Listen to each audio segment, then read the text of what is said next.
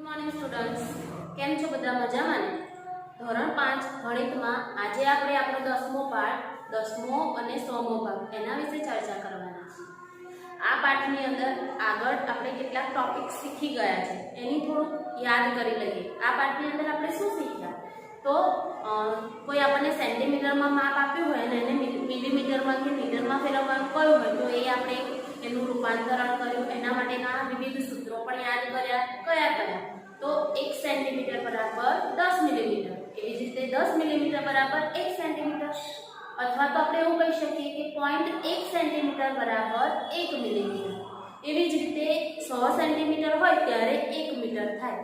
તો આમ વિવિધ રૂપાંતરણો આપણે સેન્ટીમીટરને મીટરમાં, મીટરને સેન્ટીમીટરમાં, મીટરને કિલોમીટરમાં, રૂપિયાને પૈસામાં, પૈસાને રૂપિયામાં, આમ વિવિધ રૂપાંતરણો આપણે જોઈ ચૂક્યા છે.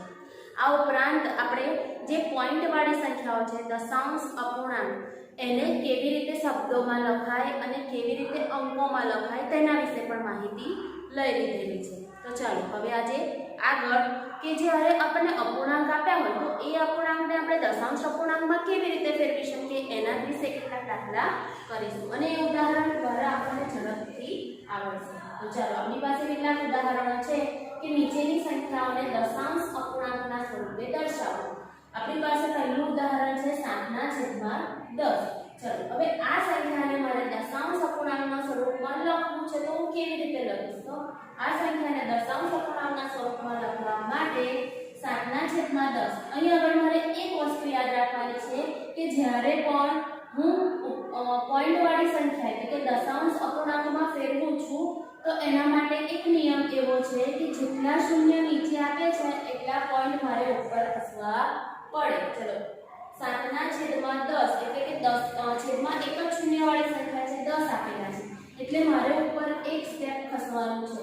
એ હંમેશા કઈ સાઈડથી ખસવાનું? તો એ સ્ટેપ હંમેશા એકમ સાઈડથી ખસવાનું છે. જ્યારે આપણે કોઈ પણ સંખ્યા લખતા હોઈએ તો તે સંખ્યાઓ એકમ, દશક, સો આમ આવી રીતે એના સ્થાન નક્કી કરતા હોઈએ છીએ. તો એવી જ રીતે જ્યારે પણ આપણે પોઈન્ટ મૂકીએ છીએ, દશાંશ અપૂર્ણાંકમાં તેને ફેરવીએ છીએ, એ સમયે પણ આપણે તેને એકમ સાઈડથી શરૂઆત કરવાની છે એટલે કે પોઈન્ટ એકમની બાજુથી મૂકવાના રહેશે. 10ની પાસે એક જ શૂન્ય છે એટલે મારે એક પોઈન્ટ મૂકવાનો છે. અહીં આગળ પોઈન્ટ મૂકીશ, આગળ કંઈ જ નથી એટલે હું શૂન્ય લખી શકું.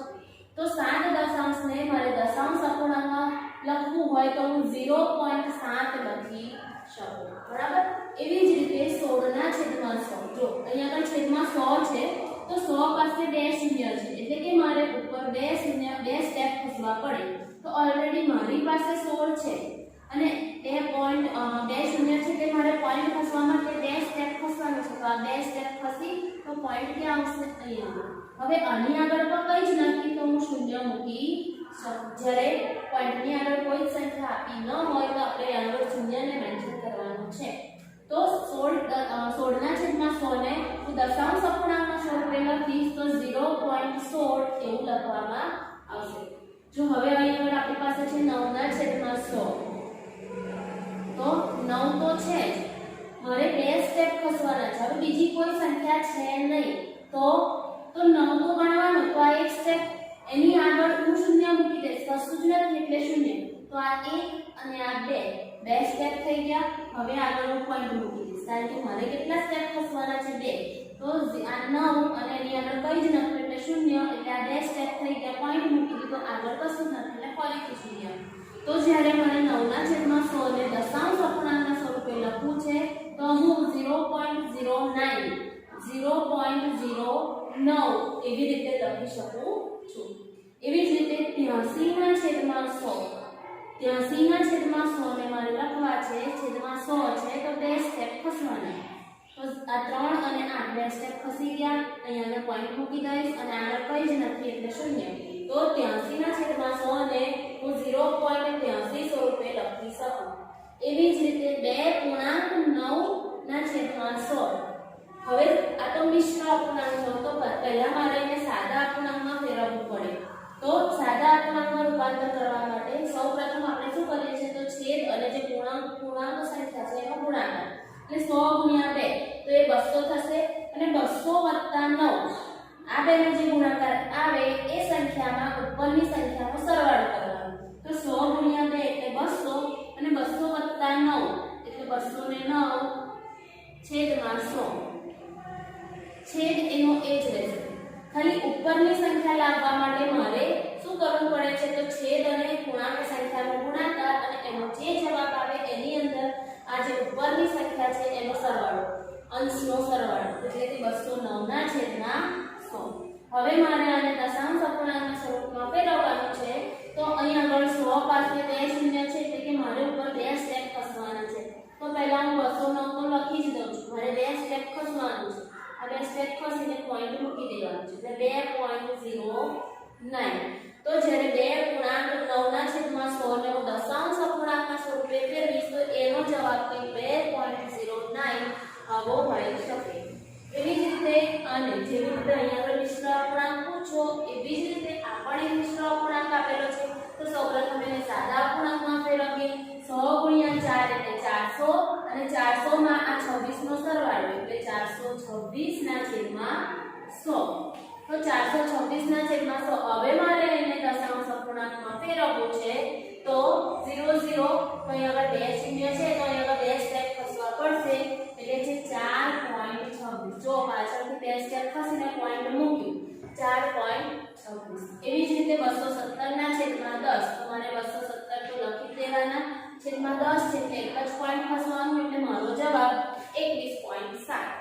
એવી જ રીતે આ મિશ્ર અપૂર્ણાંક આવ્યો 25 દાન 250 વત્તા 3 એટલે 253 છેદમાં 10. એક જ સ્ટેપ ખસવાનું છે કારણ કે છેદમાં 10 આપેલું છે. 10 પાસે એક જ શૂન્ય છે એટલે હું અહીં 253 તો લખીશ. મારે કેટલા સ્ટેપ ખસવાનું છે? 1 એટલે 25.3. એવી જ રીતે આ પણ મિશ્ર અપૂર્ણાંક આપેલો છે 6 દાન 60 અને 60 વત્તા 4 એટલે 64 ના છેદમાં 10. હું 64 તો લખી જ દઈશ પણ મારે કેટલા પોઈન્ટ ખસવાનું છે? શૂન્ય. 10 પાસે એક જ શૂન્ય છે એટલે હું એક સ્ટેપ ખસીશ 6.4. એવી જ રીતે 17 ના છેદમાં 10 તો 17 લખી દઈશું. 0 પાસે એક પોઈન્ટ છે એટલે એક પોઈન્ટ ખસવાનું છે 1.7. તો વિદ્યાર્થી મિત્રો આવી જ રીતે તમે પોતે બીજા ઘણા જ ઉદાહરણો બનાવીને અપૂર્ણાંક સંખ્યાને દશાંશ અપૂર્ણાંક સ્વરૂપમાં ફેરવી શકો છો. જો તમે આમાં જેટલો વધારે પ્રયત્ન કરશો, જેટલા વધારે દાખલા કરશો એટલું તમને વધારે સમજ પડશે. અને જેટલા પણ તમને કહેવામાં આવે છે કે ગણિત એટલે પ્રેક્ટિસની વસ્તુ છે તો તમે જેટલી પ્રેક્ટિસ વધારે કરશો એટલું જ તમને વધારે આવડશે. જેટલી પ્રેક્ટિસ કરતા જશો એમ સરળતાથી તમે પછી એને ગણવાની પણ જરૂર નહીં પડે અને ડાયરેક્ટ કદાચ રકમ જોઈને જવાબ કહી શકશો. બરાબર? તો આવી જ રીતે તમારે આની ઘણી બધી રકમો બનાવીને એની પ્રેક્ટિસ કરવાની છે. આગળ આપણે સાદા અપૂર્ણાંકને દશાંશ અપૂર્ણાંકમાં ફેરવ્યા. હવે એનાથી ઊંધું દશાંશ અપૂર્ણાંક આપણને આપેલા છે, આપણે એને શુદ્ધ અપૂર્ણાંક એટલે કે સાદા અપૂર્ણાંકમાં ફેરવવાના છે. ચાલો કેવી રીતે આપણે એને ફેરવીશું? તો જેવી રીતે શૂન્યવાળી જે સંખ્યાઓ આપણે ઉપર પોઈન્ટ ખસેડતા હતા, નીચે શૂન્યવાળી સંખ્યાઓને પોઈન્ટ મૂકવા માટે ઉપર સ્ટેપ ખસતા હતા, તો હવે આપણે એ જોઈશું કે ઉપર શૂન્ય પોઈન્ટ પછી કેટલા સ્ટેપ છે એ પ્રમાણે શૂન્ય મૂકવાના છે. ઊંધું જેવું આગળ કર્યું એવું જ અહીંયા કરવાનું છે. તો અહીંયા આગળ 0 અને 2 સંખ્યાની આગળ જો શૂન્ય આવતો હોય તો આપણે એને લખીએ તો પણ ચાલે અને ન લખીએ તો પણ ચાલે. તો અહીંયા આગળ ખાલી હું 2 લખું છું. હવે મારે છેદમાં કેટલા મૂકવાના?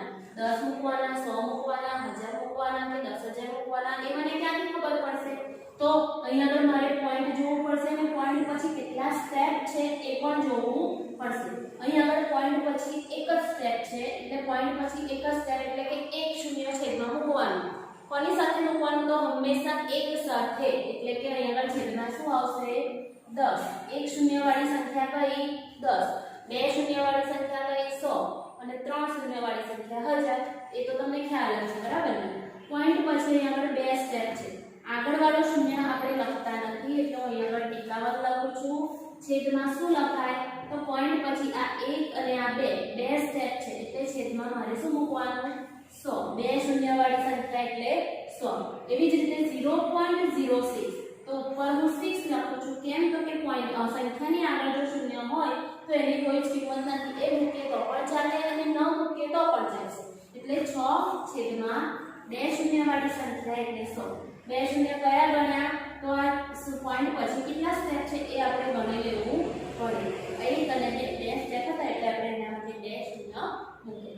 0.42 તો એવી જ રીતે અહીંયા આગળ 42 ના છેદમાં 100. 0.04 તો 4 ના છેદમાં 100. કેવી રીતે 0.4 પોઈન્ટ પછી 2 સ્ટેપ છે એટલે છેદમાં 2 શૂન્યવાળી સંખ્યા, 2 શૂન્યવાળી સંખ્યા 100 છે આપણી પાસે. એવી જ રીતે અહીંયા પણ 87 છેદમાં પોઈન્ટ પછી 2 સ્ટેપ છે એટલે 100. 49 છેદમાં 100. 0.09 એટલે 9 ના છેદમાં 100. 73.8 એટલે કે 738 તો લખવાના. હવે અહીંયા આગળ પોઈન્ટની આગળ શૂન્ય નથી એટલે આખી સંખ્યા લખવાની. પોઈન્ટ પછી કેટલા સ્ટેપ છે તો 1. પોઈન્ટ પછી એક સ્ટેપ છે એટલે એક શૂન્યવાળી સંખ્યા એટલે આપણે છેદમાં 10 મૂકીશું. એવી જ રીતે 63 ના 63.40 એટલે 6340. 6340 ના છેદમાં પોઈન્ટ પછી 2 સ્ટેપ છે એટલે 100. આપણે આને આવી રીતે પણ લખી શકીએ અને જો અહીંયા આગળ છેલ્લે 34 ના છેદમાં 10 પણ તમે લખી શકો છો. બરાબર. તો અપૂર્ણાંકને શુદ્ધ અપૂર્ણાંકને દશાંશ અપૂર્ણાંકમાં રૂપાંતરિત કર્યા એવી જ રીતે આપણે દશાંશ અપૂર્ણાંકને શુદ્ધ અપૂર્ણાંકમાં રૂપાંતર કરી દીધા છે. મને આશા છે કે વિદ્યાર્થી મિત્રો તમે પણ આવી રીતે વિવિધ દાખલાના ઉદાહરણ લેશો અને પોતે જાતે આવા અપૂર્ણાંકોને દશાંશ અપૂર્ણાંકને સાદા અપૂર્ણાંક અને સાદા અપૂર્ણાંકને દશાંશ અપૂર્ણાંકમાં ફેરવવાનો પ્રયત્ન ચોક્કસથી કરશો.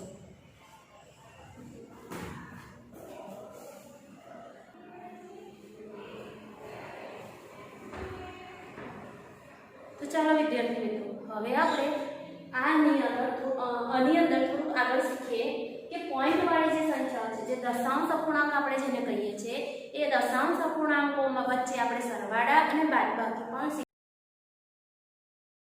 કેવી રીતે કરી શકીએ એ આપણે જોઈએ.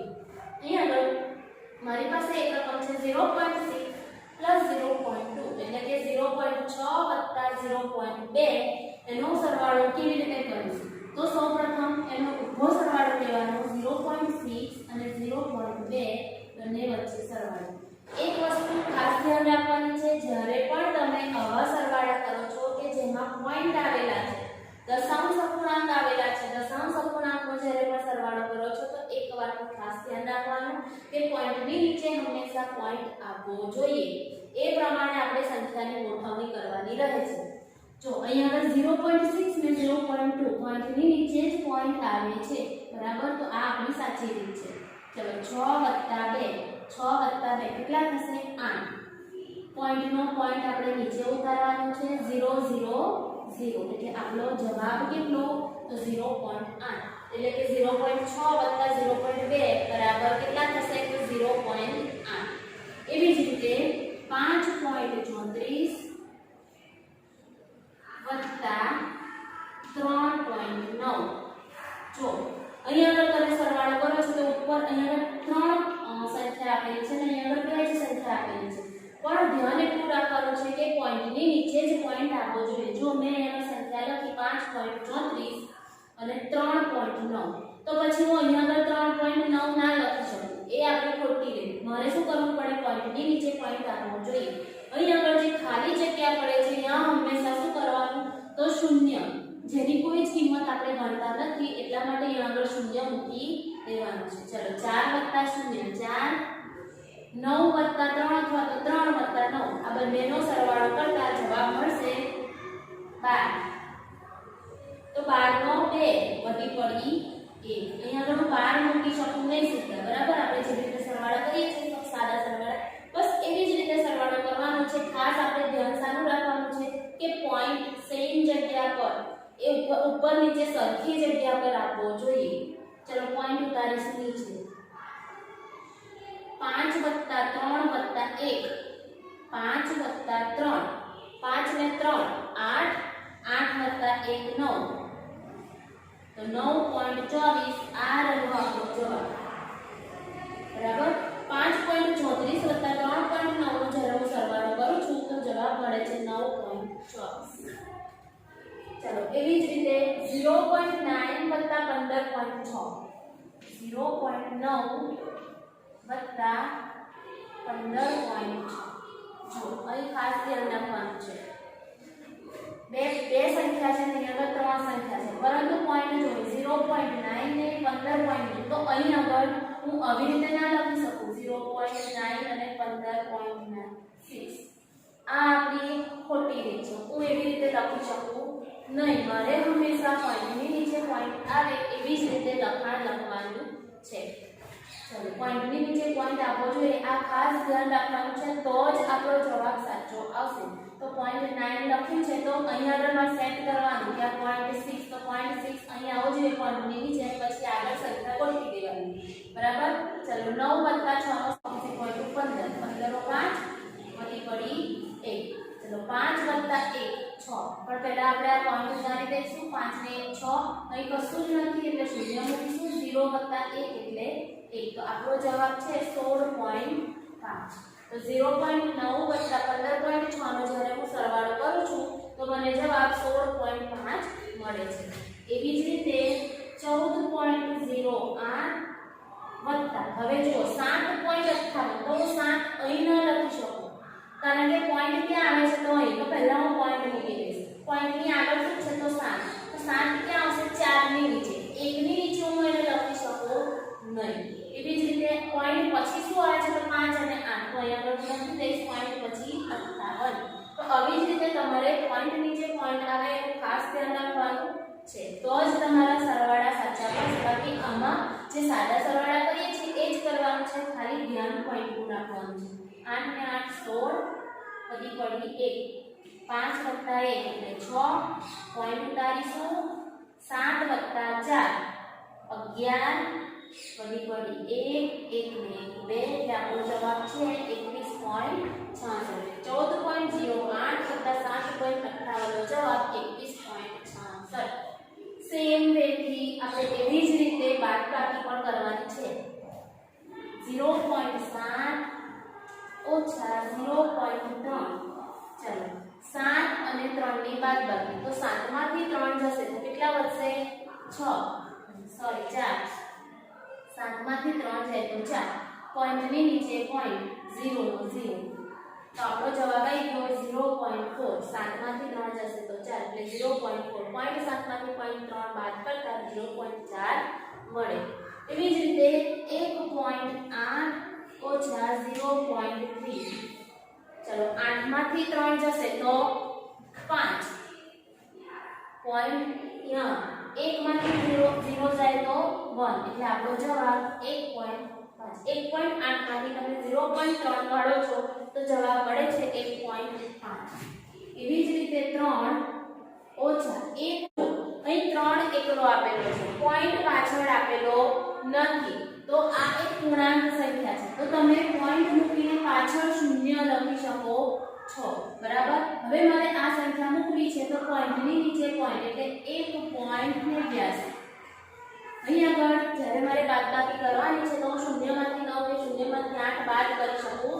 નહીં તો મારે બાદબાકી કરવા માટે અહીં આગળથી 10 લેવી પડશે અહીં આગળ 2 અહીં આગળ 9 અને અહીં આગળ 10 10 માંથી 9 જાય તો 1 9 માંથી 8 જાય તો પણ 1 પોઈન્ટનો નીચે પોઈન્ટ અને 2 માંથી 1 જાય તો પણ 1 1.11 એટલે કે 3 માંથી જ્યારે હું 1.89 ને બાદ કરું છું તો મને 1.11 મળશે એવી જ રીતે 15.4 ઓછા 8.78 જો અહીં મેં કેવી રીતે લખું પોઈન્ટની નીચે પોઈન્ટ મેં 15.4 તો લખ્યા પણ 15.4 લખ્યા પછી મારી સંખ્યા છે 8.78 તો મારે પહેલા અહીં પોઈન્ટ મૂકી દેવાનો પોઈન્ટની આગળ શું છે 8 તો 5 ની નીચે 8 મૂકવાનું અહીં આગળ મૂકી શકું નહીં અહીંયા કશું જ નથી એટલે હું શૂન્ય મૂકીશ બરાબર હવે અહીં પોઈન્ટ પછી એક જ સંખ્યા છે ને અહીં પોઈન્ટ પછી બે સંખ્યા તો અહીં આગળ પણ હું શૂન્ય મૂકી દઈશ હવે બાદબાકી કરીશું 4 માં 0 માંથી 8 તો જાય નહીં એટલે મારે દશક લેવી પડશે અહીંયા 3 અને અહીંયા 10 10 માંથી 8 જાય તો 9 2 ચલો હવે 3 માંથી 7 નહીં જાય એટલે અહીંયા આગળ 4 અને અહીંયા આગળ 10 મૂકું છું એટલે 13 અહીંયા આગળ 13 માંથી 7 જશે તો વધશે 6 પોઈન્ટ 4 માંથી 8 જશે નહીં એટલે અહીંયા આગળ ફરીથી દશક લઈશ 14 માંથી 8 જાય તો 6 એટલે કે 6.62 બંને વખતે જવાબ કેટલો મળ્યો 6.62 એટલે કે 15.4 માંથી હું 8.78 ને બાદ કરીશ તો જવાબ 6.62 મળશે ચાલો હવે બીજા બે એક દાખલા આપણે બાદબાકીમાં જોઈ લઈએ અહીં આગળ મને આપ્યું છે 4.3 અને 2.3 તો અહીંયા હું 4.3 મૂકું છું હવે 2.3 તો પોઈન્ટની નીચે પોઈન્ટ ખાસ ધ્યાન રાખવાનું છે અહીંયા આગળ કોઈ જ સંખ્યા નથી એટલે હું શૂન્ય મૂકી દઈશ હવે બાદબાકી કરવાની છે દશક લઈશ એટલે અહીંયા આગળ 10 માંથી 2 જશે તો 8 2 માંથી 9 નહીં જાય એટલે મારે ફરીથી લેવું પડશે દશક અહીંયા આગળ 12 માંથી 9 જશે 3 માંથી 2 જાય તો 1 તો 1.38 એટલે કે 4.3 માંથી જ્યારે હું 2.92 ને બાદ કરું છું તો મને 1.38 જવાબ મળશે એવી જ રીતે 3.9 ઓછા 1.4 9 માંથી 4 જશે તો 5 પોઈન્ટની નીચે પોઈન્ટ 3 માંથી 1 જાય તો 2 એટલે કે 2.5 તો જ્યારે 3.9 માંથી 1.4 બાદ કરું છું તો મને 2.5 જવાબ મળે છે ચાલો વિદ્યાર્થી મિત્રો આજે તમે આ વિડિયોની અંદર આપણે શું શીખ્યા તો સાદા અપૂર્ણાંકને એટલે કે શુદ્ધ અપૂર્ણાંકને દશાંશ અપૂર્ણાંકમાં ફેરવવું કેવી રીતે દશાંશ અપૂર્ણાંકને કેવી રીતે સાદા કે શુદ્ધ અપૂર્ણાંકમાં ફેરવી શકીએ અને આ દશાંશ અપૂર્ણાંકના સરવાળા અને બાદબાકી આપણે કેવી રીતે કરી શકીએ એનું પુનરાવર્તન પણ કર્યું બરાબર વિદ્યાર્થી મિત્રો મને આશા છે કે તમે આ દાખલા સરળતાથી કરી શકશો અને વધારે પ્રયત્ન કરશો તો વધારે સરળતાથી આ દાખલા તમે શીખી